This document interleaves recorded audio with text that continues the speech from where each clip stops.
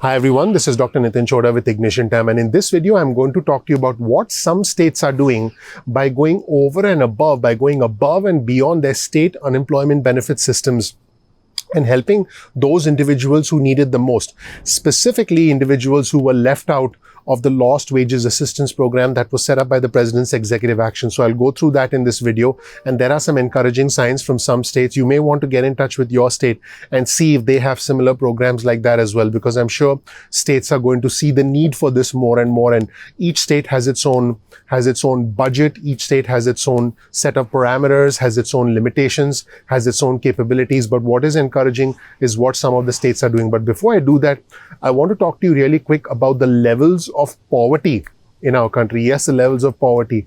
Unfortunately, since the $600 a week federal booster expired, and now since the $300 a week Lost Wages Assistance Program is essentially running out, the levels of poverty are rising across the country. These levels of poverty, as you can see on this chart here, on this chart on your screen right here, are back to 10.5% nationally. This is the blue line that you see on your screen over here. And then if we try and assess the poverty levels for African American individuals, what is extremely shocking is that the African American poverty rate is now 22.8%, which is higher than it was before the pandemic. This is the green line. Again, the poverty rate for African American individuals is 22.8%. As you can see in the green line on your screen, this is higher than what it was before the pandemic.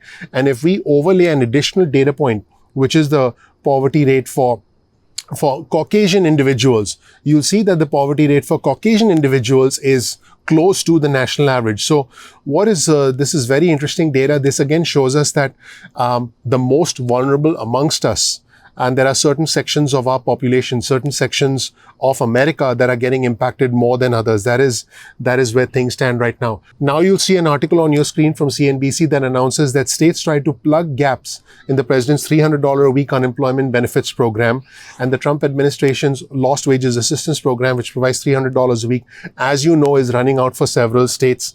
And one of the stipulations within the program was that if an individual was receiving less than $100 a week, they would not be eligible for the extra $300 a week through the Lost Wages Assistance Program. So what's interesting is that the states of Idaho and Rhode Island have indeed found workarounds, and I'll tell you what those workarounds are. And Arkansas and West Virginia, that's Arkansas and West Virginia, are extending assistance to ineligible workers. This is good, this is encouraging, and hopefully more and more states can do this. Now, before I talk about Rhode Island and Idaho, let's put up this chart on your screen that shows you the hourly wage equivalence of unemployment benefits. In other words, how much does an individual get while they are on unemployment benefits? Now, remember, unemployment benefits are traditionally designed to replace 55% of an individual's lost income for a finite period of time, specifically 26 weeks in most states. So as you can see from this chart on your screen, nearly half of the states across the country pay an average unemployment benefit which is less than the federal minimum wage of $7.25 per hour.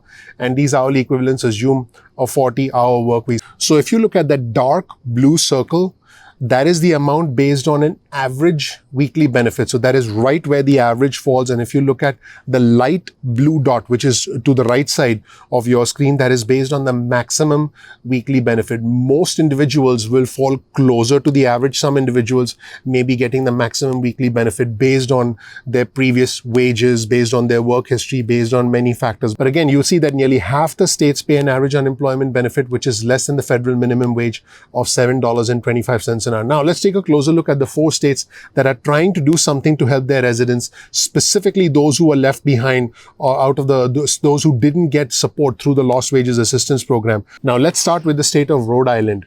Now, Rhode Island pays a minimum weekly unemployment benefit of $53 a week. Now, the good news is the governor of Rhode Island, Gina Raimondo, signed an executive order temporarily raising the state's minimum weekly benefit to $100 a week. What this means is that everybody in the state of Rhode Island will get a minimum weekly unemployment benefit of $100 a week, and therefore would also be eligible for the extra $300 a week through the Lost Wages Assistance Program. This is great. This is a good thing.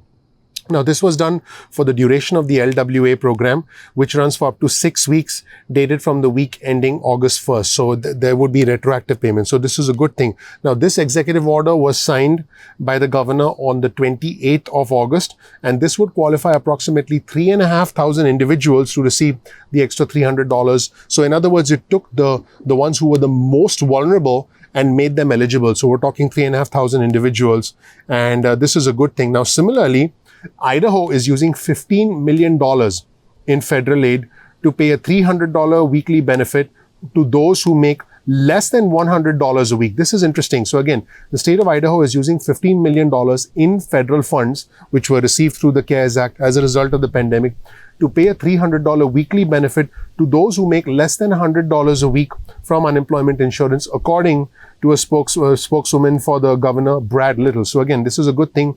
Unlike Rhode Island, however, there is a difference with the state of Idaho. Their weekly benefits, their minimum weekly unemployment insurance payments were not bumped to $100 a week. It's just that these individuals got $300 a week. So that was, that is an encouraging sign. So this affected and this helped about 1,000 workers, according to a spokesman for the Department of Labor. Now, let's talk about West Virginia.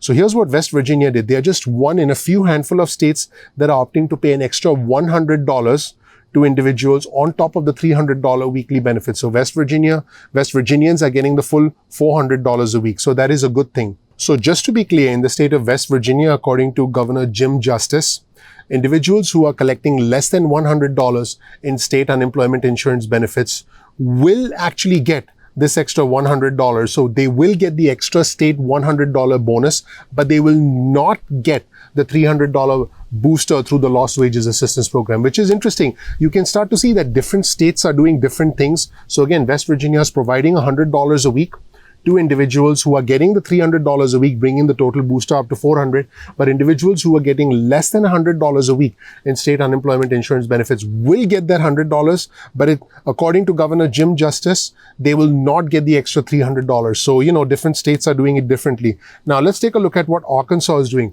Arkansas is implementing an emergency assistance program to help those who need it the most, who don't qualify for the $300 payments. So the state's division, we're talking Arkansas now, the state's Division of Workforce Services is using existing funding through the Temporary Assistance for Needy Families program.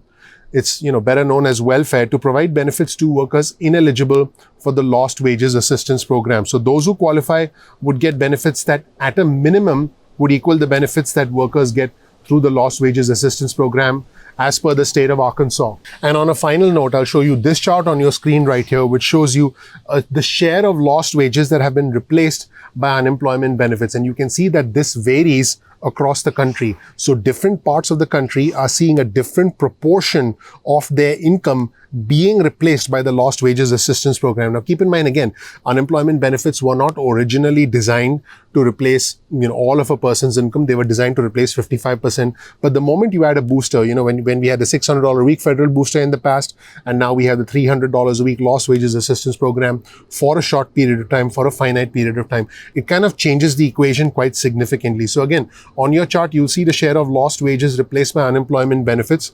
And unemployment benefits, like I said, typically replace half of the revenue. The wage replacement rate, which is better known as a share of prior earnings replaced by unemployment benefits, ranges from a low of 34% in Arizona all the way to a high of 65% in the state of Oregon. And we know what Oregon is going through right now, along with California. So our prayers go out to everybody in the state of Oregon, specifically those who've been impacted. But, I'm sure everyone across the state is being impacted one way or another in Oregon and California. So our prayers are with you. But you see the darker portions on this map signifying a higher wage replacement rate. In other words, those individuals have more of their pre-pandemic income, more of their employment income being compensated or being made up for by unemployment insurance. So, those states that are, again, in a darker font, if you will, we're looking at Oregon, Georgia, Kentucky, Colorado to some extent, and the states which have a much lighter color have a much lower wage replacement rate. You can see that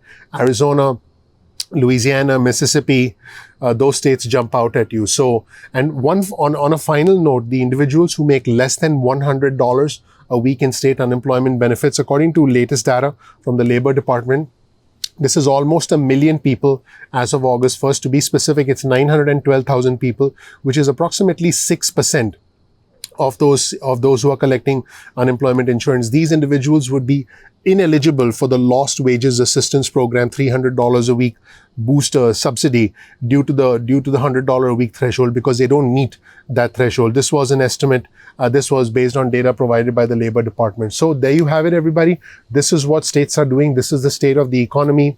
I believe individuals who need help the most should get it. Individuals who are being disproportionately impacted, specifically in the travel, leisure, entertainment, hospitality industries. So these are the industries that have been impacted the most. There's a disproportionate impact amongst African Americans. And also, finally, we can start to see some states starting to do more for their residents. Every little bit counts in this situation. Thank you so much for watching. If you learned something new, please please comment below and let me know your thoughts. I'd love to know your thoughts. Also, please share this video with friends and family members. Thank you so much for watching, everybody. If you don't know anything about me, my name is Dr. Nitin Chhoda. I have the fortune, the honor, the privilege of living the American dream. I'm a symbol of American exceptionalism. I'm a beneficiary of the greatness of America. And I want you to reach your American dream, and I'm going to help you. So please click like, please subscribe, please enable notifications so you get instant updates from our channel going forward. Speaking of instant updates, if you get your cell phone out, send a text message with the word ignition or with the word time to 70,000, that's 70000, and you can get added to our SMS list. We'll send you breaking news, we'll send you alerts, we'll send you important information and also motivational text messages from time to time. You can opt out at any time that you want. Speaking of SMSs and speaking of emails, you can get on our email list. Go to ignitiontime.com/alerts. That's ignitiontime.com/alerts, and you can get on our email list.